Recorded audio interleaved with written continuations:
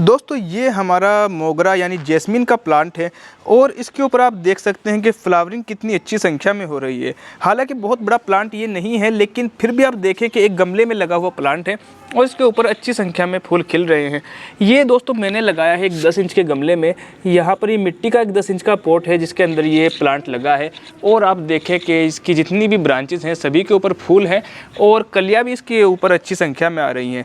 दूसरा प्लांट मैं इधर आपको दिखाता हूँ जो मैंने एक 12 इंच के प्लास्टिक के पॉट में लगाया हुआ है और इसके ऊपर फूल आप देखेंगे कि इसके ऊपर भी जो फूल हैं वो अच्छी संख्या में खिल रहे हैं और कलियां भी देखिए कितनी अच्छी संख्या में आ रही हैं। तो दोस्तों आज की वीडियो में हम बात करेंगे कि मोगरा के प्लांट की या जो जैस्मिन का प्लांट होता है इसकी केयर हमको किस तरह से करनी है, किस तरह से हम ज़्यादा फूल अपने प्लांट पर पा सकते हैं और लंबे समय तक फूल पाने के लिए हमको क्या करना होगा। हालांकि एक डिफरेंस दोस्तों दोनों प्लांट में मैं दिखाना चाहूँगा कि इसके जो पत्ते हैं उनके ऊपर आप देखिएगा कि इतनी ग्रीनरी नहीं है और थोड़ा पीलापन आपको दिखाई देगा। वहीं जो दूसरा प्लांट मेरा है यहाँ पर ये देखिए कि इसके पत्ते कितने ज़्यादा ग्रीन हैं और इसकी हेल्थ उस प्लांट से बहुत ज़्यादा अच्छी दिखाई दे रही है। तो इन दोनों के बीच जो डिफरेंस है उसकी वजह क्या है वो भी मैं इस वीडियो में आपको बताऊँगा। दोस्तों सबसे पहले करना क्या है, अगर आपने जो मोगरा का प्लांट या जैस्मिन का प्लांट लगाया है तो सबसे पहले हमको सीज़न के स्टार्टिंग में एक बार खाद देना होता है। ये प्रोसेस दोस्तों हमको मार्च अप्रैल के सीज़न में कर लेना चाहिए, लेकिन अगर अभी तक आपने नहीं किया है तो अब भी आप अपने प्लांट में एक बार अच्छी तरह से कोई भी ऑर्गेनिक खाद जैसे गोबर की खाद हो सकती है या फिर हमारी कंपोस्ट खाद हो सकती है वो अपने प्लांट को आप दे सकते हैं। और ये दोस्तों इस देने का तरीका इसका ये है कि एक बार अपने प्लांट की अच्छी तरह गुड़ाई कीजिए और इसकी लगभग 2-2 इंच तक की मिट्टी जो है वो आप निकाल दीजिए। और जो दोस्तों जैसे फरवरी का मार्च का महीना होता है तो उसमें हम अपने प्लांट को रिपोर्ट कर सकते हैं और उसमें नई मिट्टी और नया मिक्सचर डाल सकते हैं खाद का। लेकिन अब फ़िलहाल आपको करना ये है कि 2-2 इंच की मिट्टी आपको निकाल कर एक लेयर खाद की बिछा देनी है और वो लेयर बिछाने के बाद फिर से मिट्टी से उसको कवर कर देना है। और दोस्तों इसके बाद फिर आपको लगभग 8-10 दिन तक कोई खाद या कोई फर्टिलाइज़र अपने प्लांट में नहीं डालना। और इसके बाद फिर आपको दूसरा प्रोसेस ये शुरू करना है कि जो हमारे केमिकल वाले खाद होते हैं उनकी थोड़ी कंटिन्यूटी को बनाकर रखना है। साथ ही साथ दोस्तों इसकी शेड का और धूप का भी ख्याल रखना है।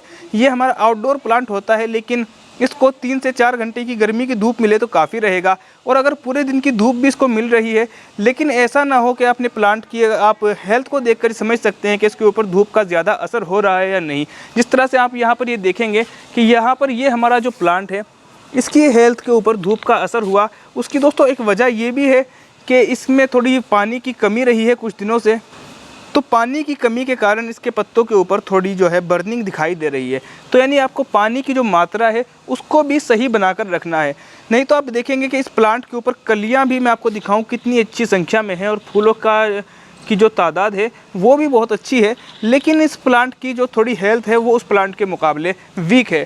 तो पानी की गर्मी में बहुत बड़ी एक रिक्वायरमेंट होती है, तो पानी की मात्रा को आप सही बनाकर रखेंगे तो आप का जो प्लांट है वो सही तरह से ग्रो करता रहेगा। तो दोस्तों एक तो आपको इसमें ऑर्गेनिक खाद का भी यूज़ करना है और दूसरा पानी की मात्रा को बनाकर रखना है। और फिर इसके बाद लगभग 10 दिन के बाद से आपको जो हमारे केमिकल वाले फर्टिलाइज़र होते हैं उनमें ख़ास तौर से डीएपी का आपको यूज़ करना शुरू कर देना चाहिए।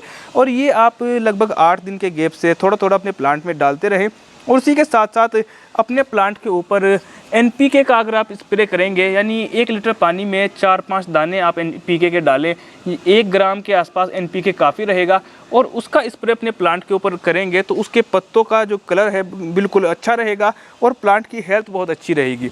तो ये 2-3 काम अगर आप अपने प्लांट में कर लेंगे तो आप देखेंगे कि फूलों का साइज़ और फूलों की जो संख्या है वो बहुत ज़्यादा इंक्रीज़ होगी और लंबे समय तक आप अपने प्लांट पर फूल पा सकेंगे। तो उम्मीद करता हूँ कि इन्फॉर्मेशन आपको अच्छी लगी होगी। अगर आपको इन्फॉर्मेशन अच्छी लगी है तो वीडियो को लाइक कीजिएगा। चैनल को अगर अभी तक आपने सब्सक्राइब नहीं किया है तो चैनल को सब्सक्राइब कीजिए। यहाँ पर आपको अच्छी अच्छी वीडियोज़ और नई नई इन्फॉर्मेशन प्लांट्स के बारे में मिलती रहेंगी।